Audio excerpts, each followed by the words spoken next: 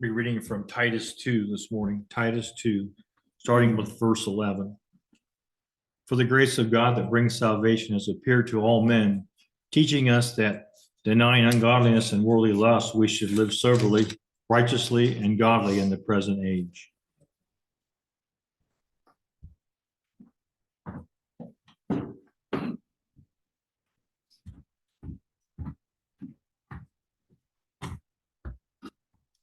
Thank you, Tim, for reading that scripture for us this morning.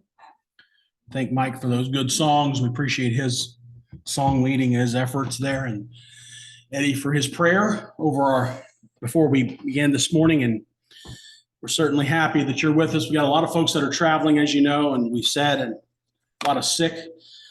Some of Don's family, anyways, is with him here today, and I'm sure they're looking forward to some festivities later on today. So I hope they treat him right. I'm sure they will. We're glad you're here with us this morning, though, and certainly happy that you're able to be out with us this morning. Keeping with our theme for this, I've got a series going on here for our lessons I titled it Issues That Are Facing the Church. Last week, we looked at some of the issues that are facing the church regarding technology and our communication with one another and how that has changed through the years. And it does somewhat create an issue sometimes for even the church with the different technology that we have. This morning's lesson, carrying on with that theme this morning regarding issues facing the church, I'd like to look at lack of attendance and the reason behind some of those things. We're going to notice that this morning. That's an issue that's facing the church all over, not just within the churches of Christ. That's globally. That the lack of people deciding and becoming members of churches have dropped significantly. We'll look at that here this morning, and we'll look at some statistics about that. Now, I know some of you naysayers will say that you can make anything up with statistics and statistics don't really matter. Some of that's true, and we don't know for sure on these numbers whether those are accurate or not. But I would think from what we can see, they seem to be fairly accurate, at least even within our community. You know, we look at ourselves and we look around us and we see different, the feel of our society today has changed.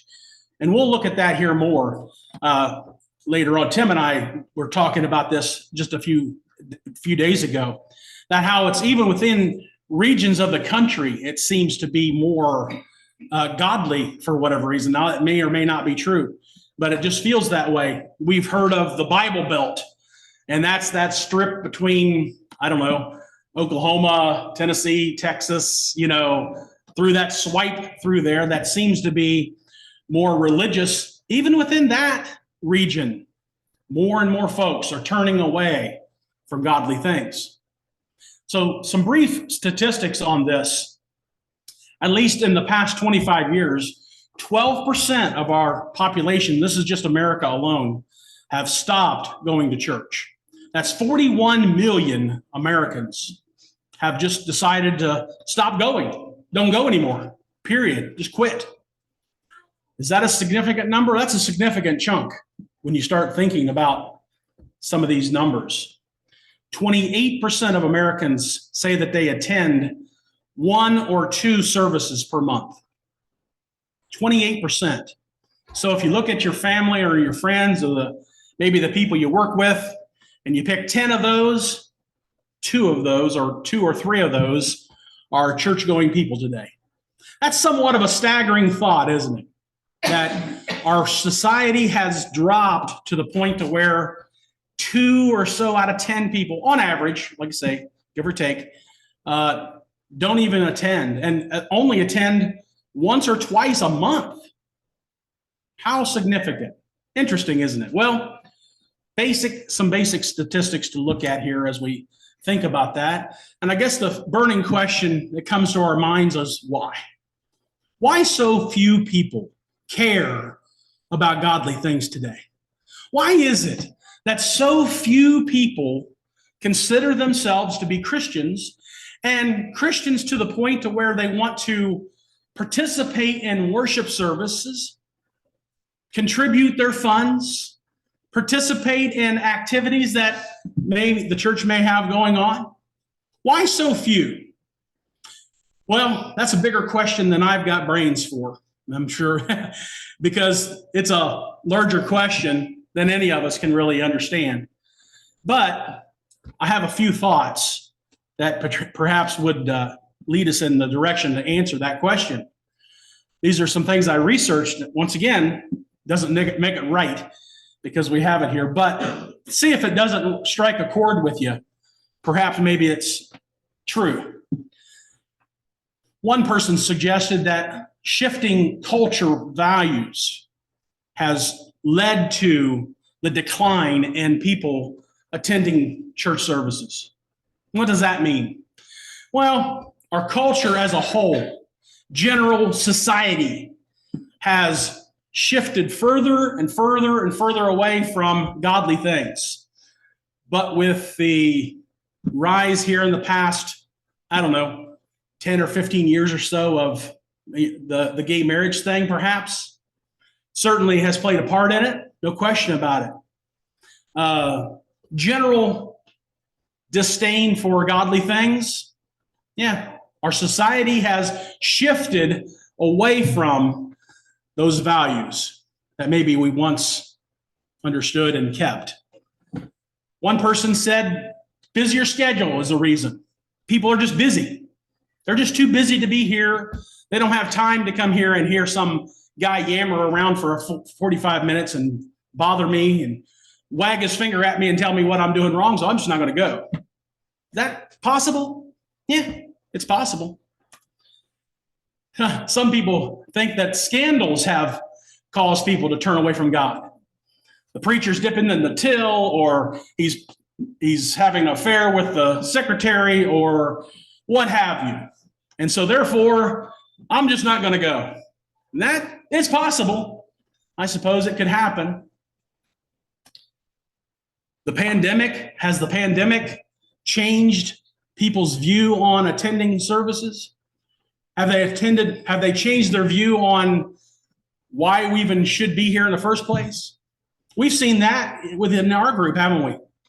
Some folks have just not come back after being away for, 6 or 8 months, almost a year, something like that. Some people think that the church members down there, they're just all a bunch of hypocrites anyways, and I don't want to be associated with a bunch of hypocrites, so I'm not going to go. Is that true? Well, that's on me then, isn't it? That's on us to make sure, if that's true, to make sure that I'm living my life in an appropriate way. All of these ideas are just simply that, ideas. We don't really know for sure why so many have left the church. But the point is, they have. Is it perhaps a generational thing? Well, perhaps. If you were born prior to 1945, these are some statistics. You can tell me if you think they're right. You think I'm crazy, that's fine too, because they're not my statistics. So just things I've looked up. But if you were born prior to 1945, 68% of those people were church-going people. 7 out of 10. That true? Maybe. If you were born somewhere between 1946 and 1964, 57% of those folks considered themselves to be church-going people. You were born 1965 to 1979, that's my age group. 54%, how about half of the people said that they went to church or religious in general. This group here from age 1980, if you're born 1980 to around 2000, they've got fancy names for these generations that I never figured out yet, but you can figure that out on your own. But that has dropped to 42%. Starting to see a decline, don't we? Every generation that goes past declines just a little bit. Modern day people, if you're born between 2000 and 2005, if you're born earlier than 2005, you're less than 18 years old, so they didn't count you. So, because you're getting drugged to church whether you want to or not, probably, by your parents if they go. But in that age group, 28%. Now that's starting to get significant. Which age group are you in? And does that seem to be about right? In my group, it does seem to be about right within my age group. Maybe this is a generational thing. What about the next generation? Christian's generation, Heidi's generation, Gatlin's generation. What will that number be? 10%? 1 out of 10 people call themselves religious and would go to church? If that's the case, folks, we got some work to do. What can we do? What are some things that we can do? Well, there have always been folks that didn't agree with godly things. Even when Jesus was preaching, many turned their back on him. Many seen the miracles that Jesus performed and said, that's a bunch of foolishness. I don't know how they could have done that, but they did. So what can we do about this? Is there anything we can do? Are we just stuck in this rut and we're stuck to be whatever we are and we can't gain or grow anymore? I don't believe so. I think first and foremost, parents, we got to do a better job teaching our kids. We've got to do a better job in relaying the message of Christ to our children to get them to understand the significance of what this means. This isn't just a social gathering that we come to once a week to pal around with my buddies and yuck it up. I'm here for a purpose, and that is to worship the one true God. And somehow, some way, through the generations, we've lost that message. We've not taught that. Otherwise, our kids would be here, and they would be more than 28% or whatever the number was. We can be better examples to others. That statistic that said that folks have quit because of hypocrites, is that true? Well, it might very well be. And maybe that's on me and us as members of the church to do a better job in living the life that God would have us to live. The old timers would call you a pew warmer. You show up, and then when you leave, you go right back to the same old trifling life that you left. You see, sometimes that could be us. Too many people don't put God first in their lives. And maybe those are some things that we can start with to get this back on track with our folks today. You see the issues that the church faces, they are huge. But yet, through God's love and his mercy and our dedication to him, I believe we can change that and we can do more. The verse that Tim led for us this morning and read for us this morning says it better than I can say it. Look at what it says. The grace of God that brings salvation has appeared to all men. And it teaches us something. What does it teach us? It teaches us that denying ungodliness and worldly lusts, we should live soberly, righteously, and godly in this present age. That's my call. Get myself right with God, stay right with God, and stay away from sin. That's the message in general. Now, those are some bigger tasks than sometimes we give it credit for. That's not as easy as it sounds, is it? Sometimes it requires us to put away some things. We'll talk about that here in just a moment. But we can sum this whole situation up. We can sum this whole entire problem that the church faces today with one big, ugly, hairy word. It's worldliness. I am too stuck on this world and the things that it provides for me. And therefore, whenever I do that, it takes me further and further and further away from God to the point to where I say, forget it. not going to do it anymore. That you? I hope not. James chapter 3 refers to it and says it this way. Who is wise and understanding among you? Let him show by good conduct that his works are done in meekness of wisdom. That if you have bitter envy, self-seeking in your heart, do not boast and lie against the truth. This wisdom does not descend from above, but it's earthly, it's sensual, it's demonic, he says. For where envy and self-seeking exist, confusion and every evil thing are there. But the wisdom that is from above is pure, peaceable, gentle, willing to yield, full of mercy and good fruits, without partiality and hypocrisy. Now the fruit of the righteousness is sown in peace by those who make peace. If you're willing to do it, God says it's there for you. It's there available to you to get and to take a hold of. God has always, throughout the Bible, starting from Genesis to Revelation, called on his people to do stuff. Today, God is still calling on his people to do stuff. He is calling on us today to change this. The narrative of our society today is godlessness, worldliness.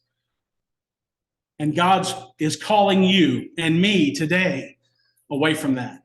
2 Corinthians chapter 5, starting in verse 20 says, now then, we are ambassadors for Christ, as though, get this now, God were pleading through us. You are God's instrument. He's saying, we implore you on Christ's behalf, be reconciled to God.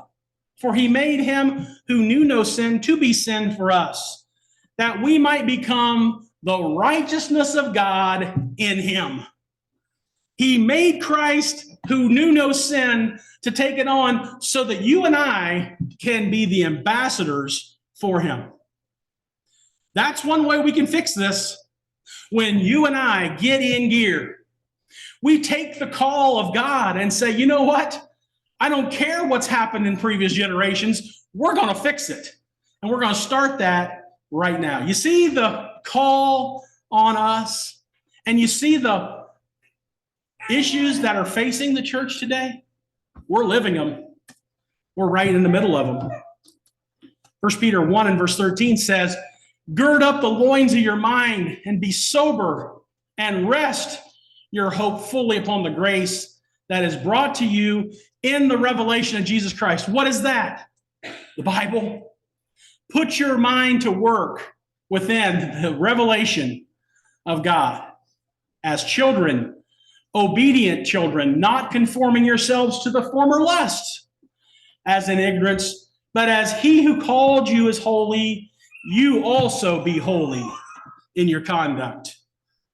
You see, he's calling us, God is calling us to live the right kind of lives, to do the right kind of thing, so that others can see that and follow that as well. 1 Thessalonians 4, this is the will of God, your sanctification, that you should abstain from sexual immorality. Our society says, have fun with whoever. Doesn't matter. God says, don't do that. He says, abstain from sexual immorality, that each of you should know how to possess your own vessel. You got to put some control, not in passion of lust like the Gentiles. You see, our culture today is just inundated with lust everywhere we turn. There's sexual immorality happening everywhere. He's saying, control yourself. You see the call on us? God is calling on us to get ourselves straight, to get our act together, and to live our lives in such a way that would be godly rather than worldly.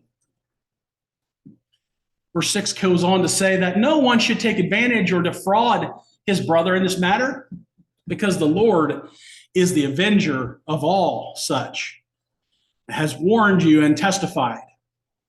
God did not call us to uncleanness, but in holiness.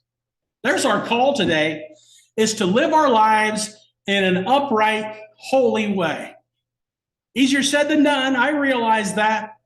But you see the call and you see the demand that it puts on us, and you see what kind of a pickle it has put the church in.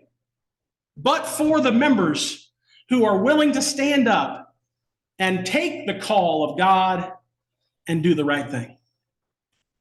Colossians chapter 3 is an interesting chapter. He tells them, if you have been risen with Christ, what does that mean? Well, those that had been baptized, he said, were risen from that grave to walk a new life. Romans chapter 6. Seek those things which are above, where Christ is sitting on the right hand. Set your mind on things not on the earth, but things above. Because you're dead. You have given up those things, he's saying. Therefore, put to death these members of your body: fornication, uncleanness, passion, evil desires, covetousness, which is idolatry. How many times do we just skip through those and not really take a thought about what he's saying there? Fornication is having sex outside of marriage.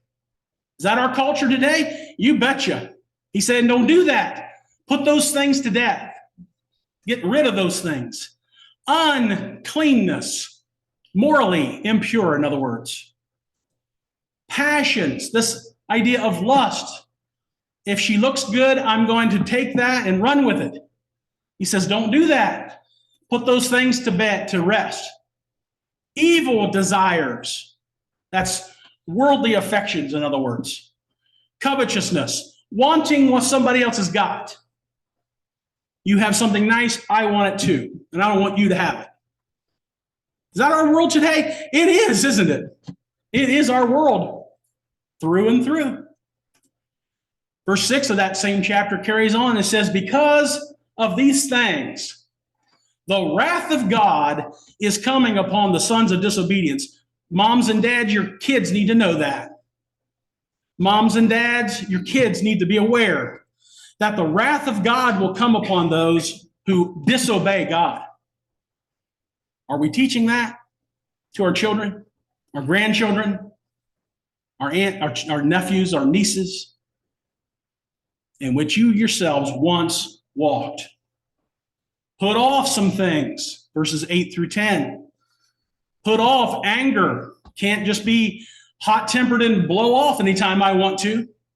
Wrath, malice, blasphemy, filthy language out of my mouth. Is that our world today? Sure is, isn't it? No wonder the church is in such trouble. Do not lie to one another, since you have put off the old man and his deeds. What are some things he said to put off? Anger. You see, it can get out of control so easy, can it? And it becomes sin.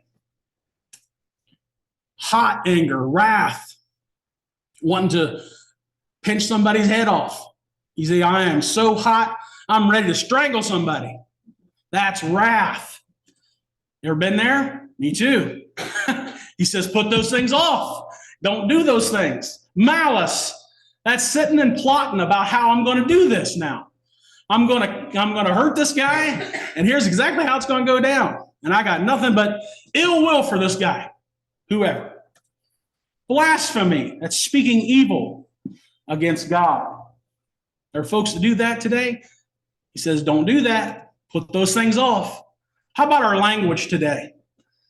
Are our jokes just absolutely filthy sometimes? Our words we use. Oh, I only do that when I get mad. I only use that kind of language when I'm mad.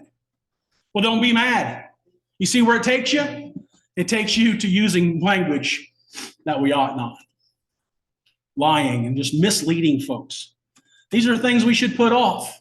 He also then, on the flip side, tells us to put on some things. Starting in verse 12.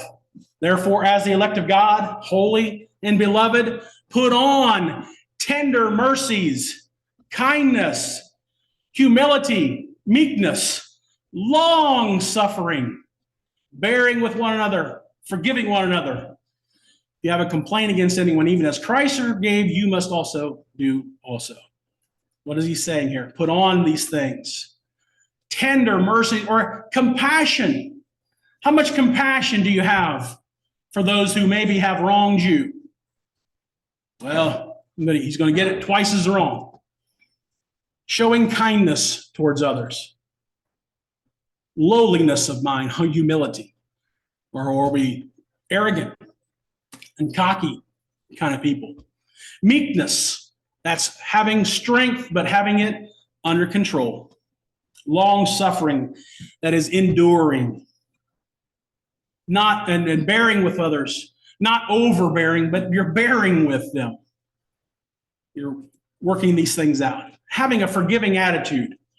You see, the world has infiltrated the church in many ways, hasn't it? The world and these thoughts have infiltrated the church to the point that we become just like the world. Isn't that the bulk of the problem? We should put on these things and love. We must live godly, folks, in this old world. 1 John chapter 2 and verse 17, the world is passing away and the lust of it. But he who does the will of God abides forever. Folks, are we teaching our children that? Are we teaching one another that? That this old world is what's going to dissolve one day. But yet, those who do the will of God will abide forever. How many of your friends know that? How many of your relatives know that? How many of your folks that you work with know that? You see, we are living a life in this world for others. Matthew 16 and verse 26, what profit is it a man if he gains the whole world and loses his soul? Or what will a man give in exchange for his soul? What are folks today giving up for their soul? Nothing. They are giving up fun and frolic for the time, and yet losing their soul in the meantime. What are you willing to give in exchange for your soul? Well, I want to go to heaven someday. If that's the case, then we will adopt these things. We'll put on those things that we talked about from Colossians 3 and get rid of those things that we should. The church, folks, is facing some trials today. And some issues that are facing the church today are nearer than ever. We want to take this opportunity to allow you that if you're here this morning and you're not a member of the Lord's church, to take advantage of the opportunity to become a member of the Lord's church and start that process of living your lives according to his will and his way. Mike will lead this song here in just a moment. If you need to respond to the gospel's call, we hope you will.